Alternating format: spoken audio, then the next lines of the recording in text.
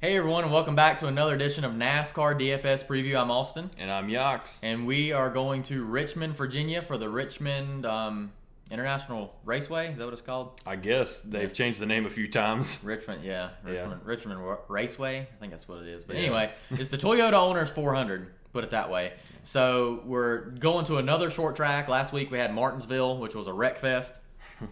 We survived. We actually both had very good lineups. Both of them were winning lineups.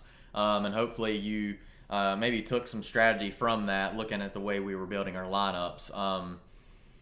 Basically, it looked like Denny Hamlin was going to win the race. He dominated most of the race. Martin Truex Jr. came in there late and took away the win. So, but yeah, Richmond's a little different track. So we had 500 laps last week. We have 400 laps this week, which is still a lot in the grand scheme of things. And you probably do need to have the car with the most laps led, obviously, but it may not be as important as the 500 laps. And myself with myself with the DraftKings strategy, I'm kind of doing the same thing. We're kind of breaking down the strategies, manipulating what DraftKings has given us rather than going with what you think everyone else will go. And that's kind of what you need to do as a DFS player anyway. In gambling, anything, you look at the number. You don't necessarily look at the driver, just so to speak. You don't want to just pay for any driver and pay for whatever amount. Right. You want to pay for a good number. Yeah. So, so we're repping I got the Arrested Development. There's always money in the banana stand. Randy gave me this shirt. You probably can't even see it on camera, but there's always money if you watch the Sports Chief and watch our videos. Ain't that the truth? Yeah. I mean, Yeah. Just listen to some of the things we say, and we're trying to help you out. You got anything else to add there? I don't. Richmond, we're going to see probably something similar to Richmond in Nashville, I want to say. That could be like a similar track in the next couple months to be on the lookout for. It's going to be a wild card. Yeah. And Richmond's going to – it's going to be kind of like a Phoenix strategy as well, because they're – I want to say they're similar – but they're kind of not. It's weird. Richmond's just a weird track in general. 3/4 mile. 3/4 mile. Yeah, and I touched on that, I believe, in my past videos. Like, really, Phoenix is your go-to in terms of stats, anyway. Yeah. I didn't look at it as heavily this time, but they are using the same tire. I did actually look at the results from this year earlier on, which Martin Truex Jr. won.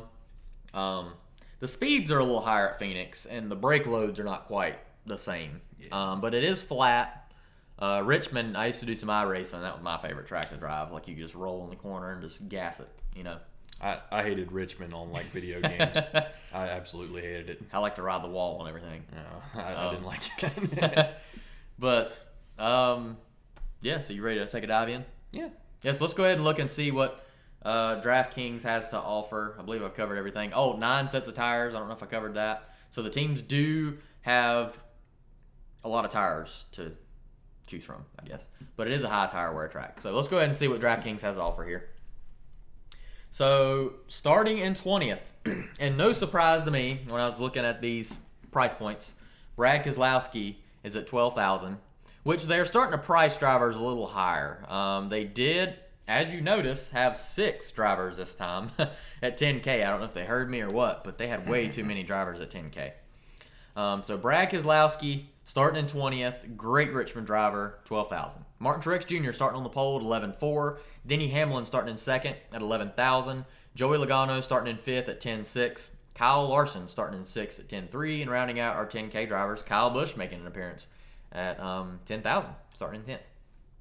So Martin Truex Jr. has been very good at Richmond.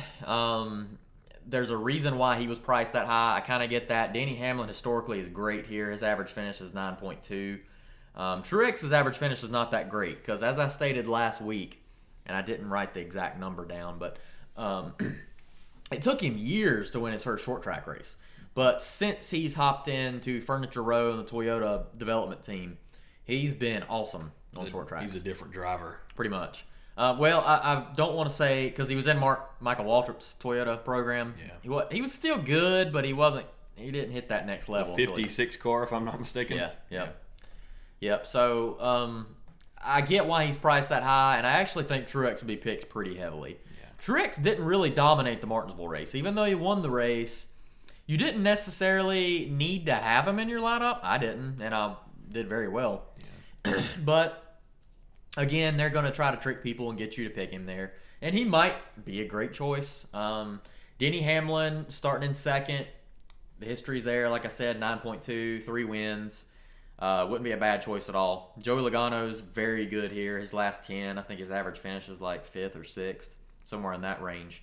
Kyle Larson was always decent here in the Chip Ganassi racing team. He wasn't great in the beginning of his career, but then he started running really well. Kyle Busch is like the best here. His career average finish is 6.8. You got to think about it. Kyle's been racing since what, like 04? Yeah. That's a long time. Like that. And he's been very dominant. Starting in 10th. I thought last week was his week to rebound. I still believe in Kyle. I think he'll run really well. But this is not going to be my pick for the race, but I'll go ahead and tell you my strategy. So last week I started out with Bubba Wallace, right? Saw the lineups. I'm like, Bubba Wallace, got to pick him at that point. So I'm going to go ahead and point out a driver that I really like here. So I'm going to scroll down to about 7,800. Starting in 8th is Christopher Bell, and I'm pulling the trigger on that. Christopher Bell only has one cup start, I believe, in the 95 Levine family racing car. Now he's in a 20 car. That's a lot faster. Christopher Bell was awesome in the Xfinity Series here at Richmond. And I'm kind of hoping a lot of people kind of forget that. And I'm hoping I'm sneaking that in because he is starting at a very good position. But he was top 10 all day at Martinsville, and we had him. He started in 20-something, and I'm definitely a Christopher Bell believer. He has got 3 Xfinity wins here. And he's led 457 laps out of the possible 1250. So he leads about a third of the laps when he was in that car. He's awesome. So I really like Christopher Bell at 7,800. He's already won a race this year. He's ready to compete. We're going with him. He's also 28-1 in terms of race win odds. And he gives us a really good cushion in terms of average remaining salary. What I am probably going to do at this race, just like Martinsville, I think starting position is very key. So I want to pick drivers that are starting high enough. It's not quite as crazy a statistic that Yachts threw out last time about, what was it? There's been one driver at start outside the 25th position. Yeah. Richmond's not quite like that because it's a little faster, but it's not far off. You do have to start towards the front. Yeah. So, without further ado, I'm going to continue my lineup here. So we got 8,400. The other driver that I'm going with is AustYn Dillon at $7,500. Starting in 11th. Last week he started he was in the top 20. I think he's 18th, if I'm not mistaken. Still pulling the trigger on Dillon. I still believe he's competitive. He actually was in the top 10 for quite a bit of the day at Martinsville and kind of fell towards late. He fell towards the back. We had 3 drivers, Dillon, Chastain, and Bubba that fell there at the end. We did well, but the thing about AustYn Dillon, his average finish is 17.5, not that great. Last event here, he led 55 laps, and he's got 3 top 10s in his last 4 at Richmond. So I know that I feel like he's getting what's the word I'm looking for? He's getting in the groove for Richmond, so to speak. He's definitely adapting his style to this track. He also, one thing to note, in that race that he led 55 laps, he had a lot of fastest laps. He was very fast. And I remember it was a chase race. Yeah. And nobody expected Dillon. Didn't he make the final 8? I believe he did. Yeah, so I mean, nobody expected that to happen, and it was partially because of this performance, I'm pretty sure. He performed really well. I like Dillon's odds to get in the top 10, and at $7,500, I just had to pull the trigger. So yeah, 86.75 there. That is what we're rolling with. And we're going to scroll down here. I'll just go through some of these drivers. And again, you kind of want to basically cut it off with BJ McLeod. Justin Haley, Garrett Smithley's not worth picking there. But Anthony Alfredo, he's starting in 29th. Ryan Preece, 25th. Corey LaJoie starting in 36th. I really fought myself hard to not pick Corey LaJoie because I think he'll perform well. He actually had a top 10 car at Martinsville and got his bumper ripped off on pit road. Obliterated on pit road. Yeah, and had that not happened, he would have probably easily coasted to a top 15. Yeah, Definitely top 20. I feel like that would have been the case. And I didn't go with him this week just because the strategy didn't play out. I think he's a great choice, though. He's a great cash game choice. Michael Mcdowell is actually not that bad of a choice. This is, believe it or not, his highest starting position of the year in 23rd. He's at 5,800. Ross Chastain's just okay. He actually did perform well in the Xfinity Series here, so he's not a bad option. Not going with him, though. Again, I'm trying to keep up with the higher price point drivers and better starting position. Ricky Stenhouse and Busch, they're performing really well this season. But I'm just going to go ahead and go. Basically, what I thought of doing is I'm going with Chase Elliott at $9,700. He finished second. Or did he finish third? I believe it was second. It was second. It was definitely Denny second. Hamlin. He passed Denny Hamlin late. Yep. So Chase Elliott is starting to come around, and he hasn't won a race yet this year. And he's, the repeating champion. He's starting in third. He's pretty solid here. His average finish is 12th. He's very good in the Xfinity Series here. His dad was actually very good at Richmond. He's just a great short track driver, and you're getting Chase Elliott for under 10K, starting in third. Great track position. I like his odds of getting up there and passing Denny Hamlin or Truax. And if you take a note there, Denny Hamlin is $11,000 and Truax is $11,400. They're almost $2,000 more than Chase Elliott. And do I think that they're worth more than that? Not necessarily. I really like going with Chase there, and at $8,300 remaining salary, I feel very confident in that spot.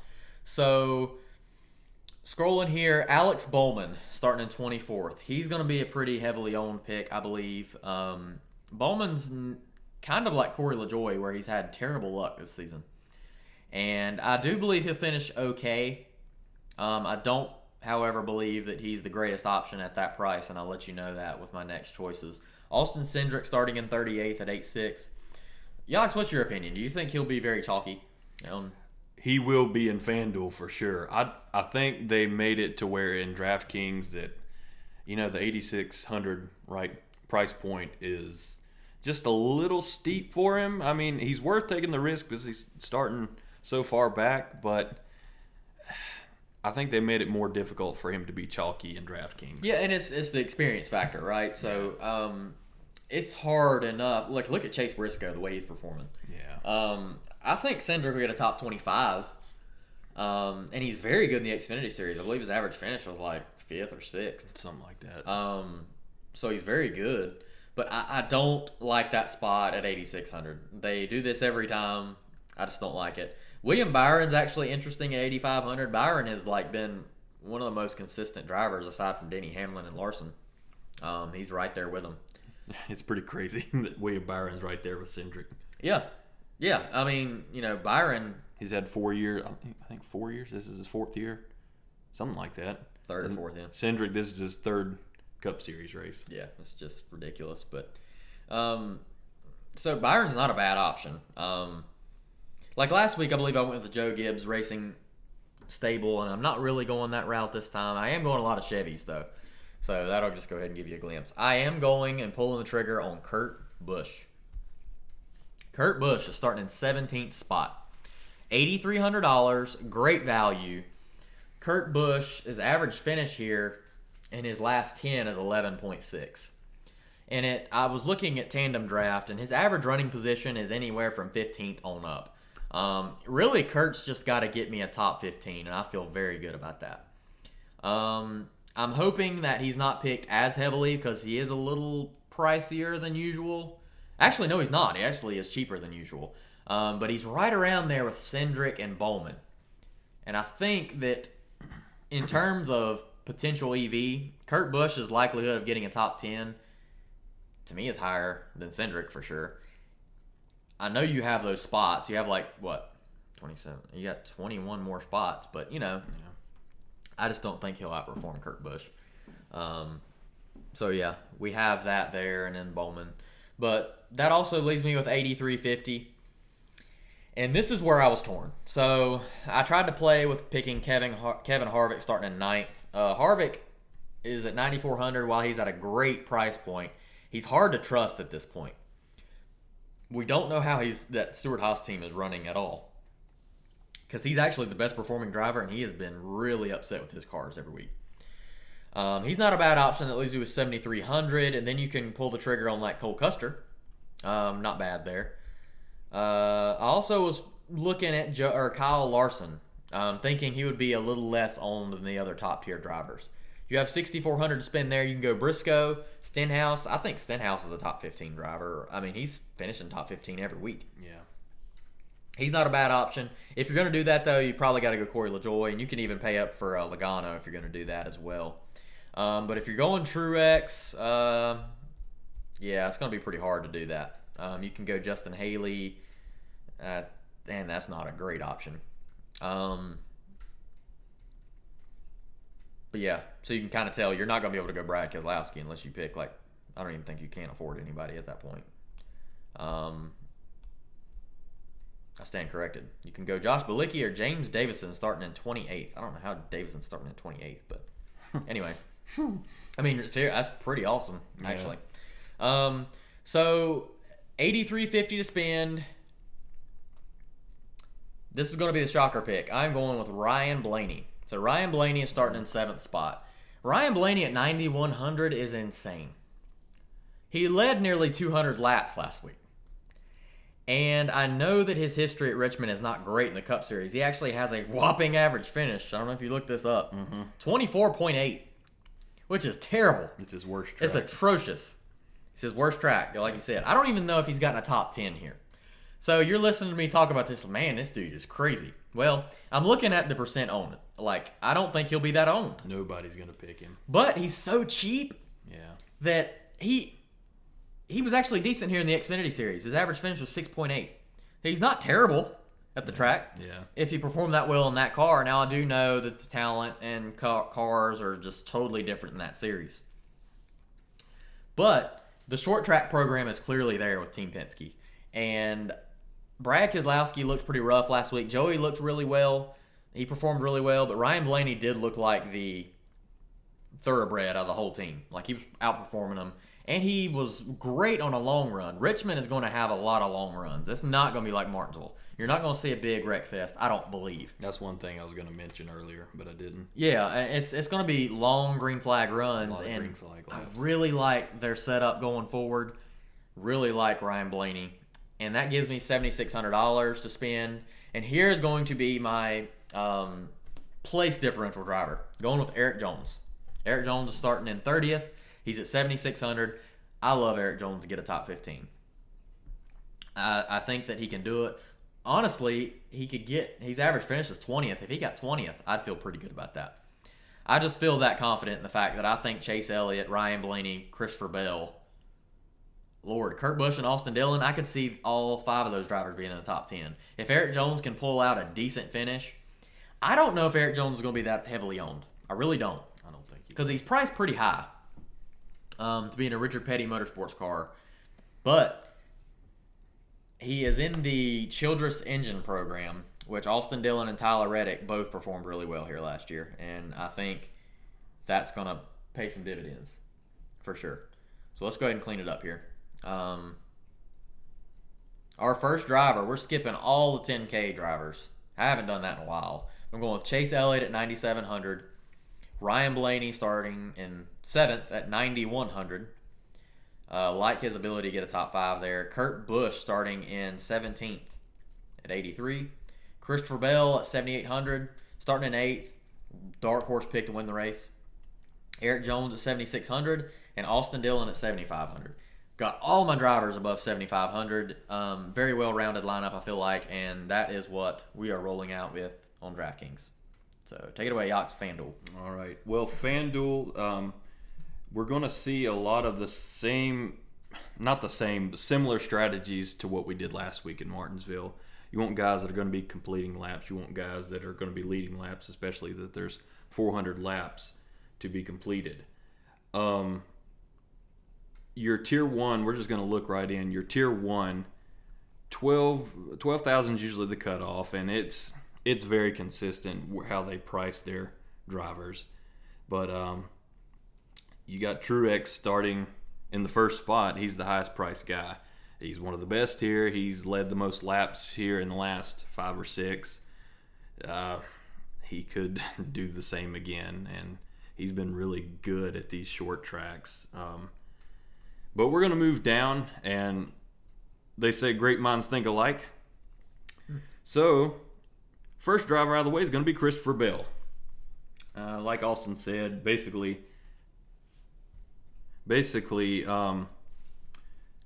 he said everything that I was going to say. He finished 15th last year in the Levine Family Racing 95 car. He's got 3 wins and 4 top 10s in his 5 races in the Xfinity Series, and he's led 457 of the 1250 laps that he's completed. He's just a really good pick at 9,200. That's very cheap for him. Very fast car, and I don't remember what he was on DraftKings, but he's 9,200 in Fanduel. 78. That's below average. I mean, he could win the race. People aren't putting respect on his name. That's exactly right. 9,200 is cheap for him. Starting at 8th, he could win the race easily. We're gonna move down though. We'll get back into the top tier later on. Moving on down. Yeah, I don't really consider these guys. I say it every week, but Quinn Houff, McLeod, Bilicki, Ware, Haley, Alfredo. LaJoie's an interesting pick at the 36th starting spot. I think he has nowhere to go but up. But I didn't really look at his stats for Richmond. They're not nearly as good. In the 20s. It's not nearly as good as what it was at Martinsville. But I mean, I think he could be a good play at 3,500. And he just really had a really crappy week last week that he got hit in pit road. That's the worst. I mean, that's just horrible. We're going to move up, though. Ross Chastain starting in 18th. I think that's a little steep for him. The price point's not, and he's ran well, but 18th I think it's just a little high to pick him. He could be a decent wild card pick if you just want to take a big chance on somebody. But we're going to bypass him this week. We're going to move up a little bit. I'll cut it off at Ricky Stenhouse. Ricky Stenhouse he's been a top 15 driver, like Austin said. I think 14th or 13th in the points. Yep. I mean, he's up there. He'd be in the playoffs. He's ran really well all year. 14th. I didn't really look up his stats. I'd be a little bit leery to pick him in 14th, but he could be another wild card that you could consider. Austin Cendrick, like I said earlier, 6,000. They're making it very difficult to pass up on Austin Cendrick in Fanduel. But in DraftKings, they're making it less likely for you to consider him at 8,600. He's 6,000 in Fanduel, starting in 38th spot. I mean, he could get a top 20. I mean, I feel like he could easily get a top 20. I mean, he's just tough to pick. He just doesn't have a whole lot of experience in the Cup Series. So we're going to pass up on him. 6,000. It doesn't really feel right to pass up on him, but that's what we're going to do. Austin already mentioned Chase Briscoe, and 26. I feel like he's got to prove it for me to really consider him. Yeah, I really wanted to, but I felt like I tried to pick him early in the season, and he's just kind of let me down a little bit. So that whole team has been off. Yeah, they have. But we'll get into that later on. I'm going to go. This is going to be my riskiest pick. Daniel Suarez. 5,300, starting in 27th. His average finish at Richmond, granted he was in Joe Gibbs and Stuart Haas in the 4 races prior, but in his last 5 he has a 16.6 average finish. And 2 of those were top 10s in that span. But the thing I wanted to really consider about Daniel Suarez was his starting spot. And as I was doing my research, his average starting spot is about where it is now. His average starting spot in the last 5 races is 27.8. So, and his average finish is 16.6. So that tells me there's an automatic 11 spots right there. That's true. I mean, granted, we still don't fully know what Trackhouse is capable of. Right, pretty well. But he's ran well, considering that we just don't really know a whole lot about the team. I'm willing to take a chance on him at 5,300 and starting in 27th spot. Now, if it were within the top 20, I would be like, I don't think I'm going to take a chance on him. But he's ran okay at Richmond, and I think he could get you some spots. But we're going to move up after that. Bubba Wallace, I didn't really look at what Bubba Wallace's stats were. I don't think they were that great. No. And starting in 15th, that's just right back where he always is. Yeah, and I say avoid him this week. Same for most of these guys. But AustYn Dillon, I think that was a good pick for AustYn. What was his salary? 7,500. 7,500. Well, he's 8,500 in Fanduel, so it's pretty similar to where they have their price points. I think he could get a top 10, and I think that's what you need in DraftKings. And if he can run fast in DraftKings, it's worth it. But FanDuel, he's just not really that valuable. Just from that standpoint. Tyler Reddick had a good finish last year. He could be worth picking at 8,000, but we're going to pass on him. Eric Almirola is good at Richmond, starting in 22nd, but we're going to pass him too because I feel like he will just be picked a lot. 7,800, starting in 22nd. He could get a top 10, but we're going to pass on him because I think he's just going to be picked a ton, and I think you just want to avoid that this week. Moving up, Kurt Busch was an interesting pick. He's won a couple races here, so he has a decent history here. Forgot to mention that, yeah. But yeah. Ryan Bellini, I got to be honest, I didn't see that one coming, but I get the strategy. No one will be picking him. Starting in 7th, it's worth the gamble. He's 10,200. I mean, one thing to note about him too, he has never started that high at Richmond, so I'm hoping that might. That track position could be key. Yeah, might be what he needs. He always started in the 20s. For sure. It could be key, and because, like we said, there's a lot of green flag laps at Richmond. William Byron could be another interesting spot in the 4 spot. 9,700, that's cheap for him.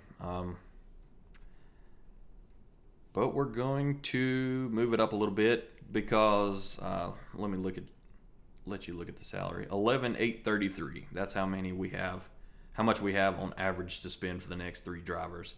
So we're not going to look further than William Byron. My next driver, and it's a little bit risky, but I'm going to take the chance anyway. Kevin Harvick. Starting in the 9th spot. Kevin Harvick has an average finish of 5 in the last 5. He's a 3-time winner at Richmond, and his career average finish is 9.7. I'm hoping his experience and his greatness at Richmond will sort of play out. It will outweigh how bad that Stuart Haas has kind of been performing this year. That's just what I'm hoping. And at 10.8, pretty low. That's very low.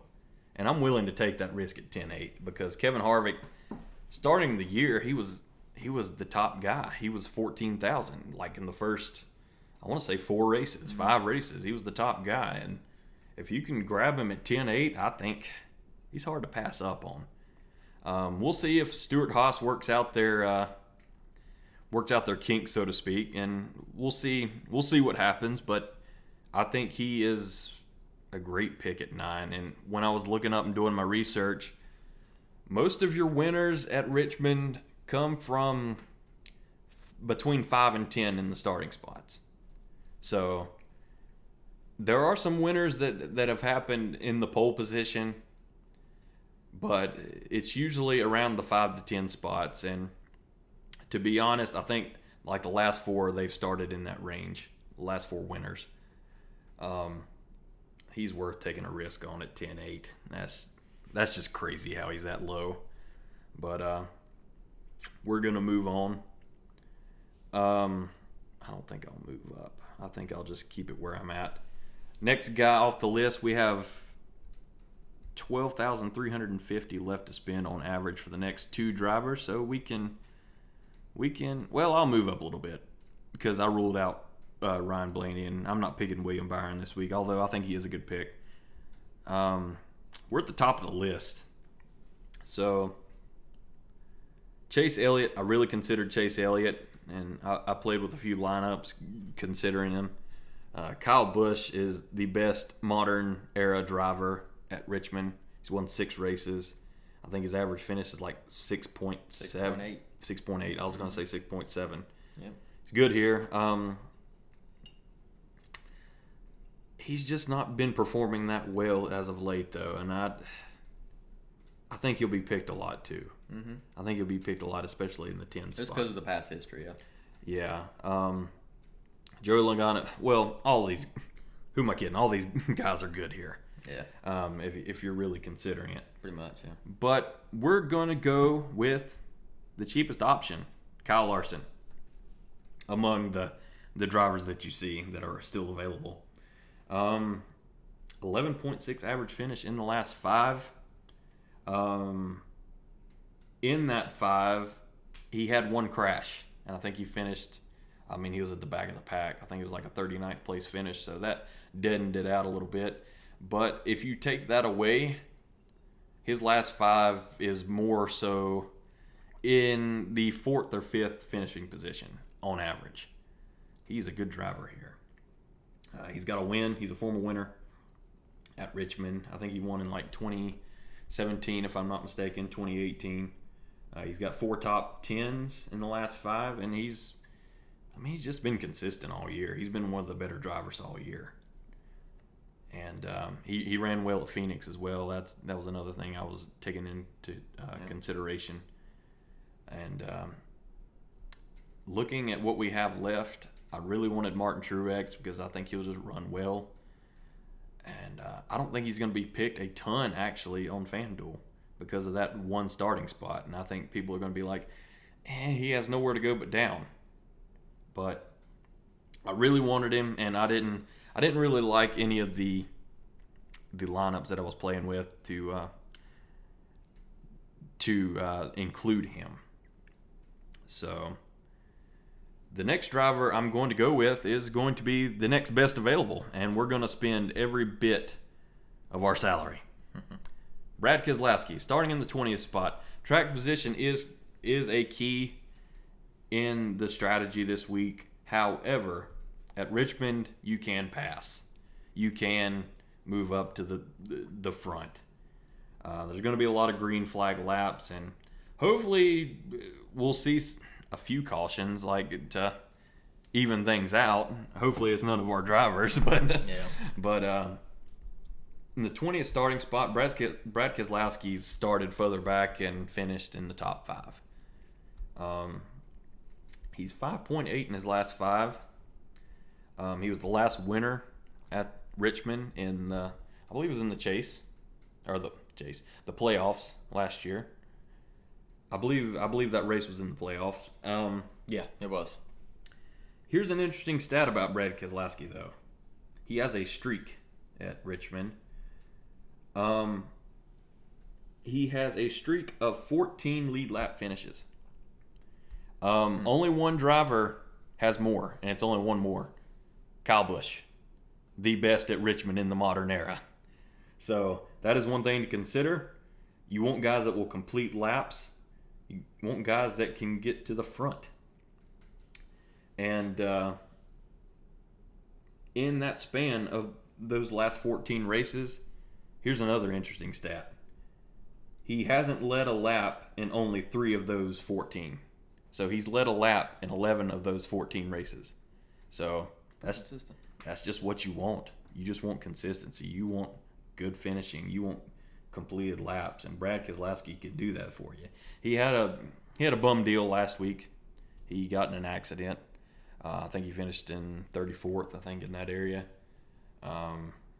Hopefully that won't be the case at Richmond this week. I think if he's running, I think he's going to be in the top 5 easily. We're going to clear this up.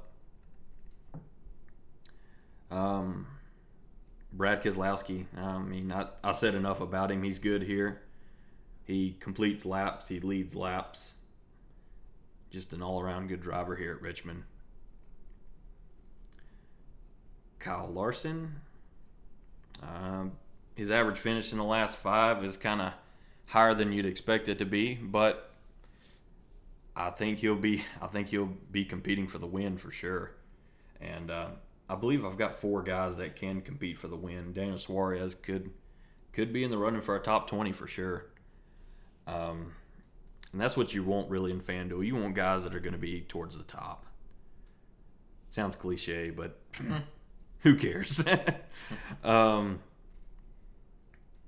Kevin Harvick, hopefully Stewart-Haas can work out those problems that they're having early in the season, and hopefully Richmond will be the turnaround race for all those guys, and especially Kevin Harvick starting in the 9th spot. I think he can compete for the win. I think he can definitely compete for a top 5, and I don't know how much he's going to be owned. He's hard to tell because they have been not inconsistent at Stewart-Haas, but I don't know. It's going to be tough to tell how much he'll be owned this week in FanDuel. Moving on down.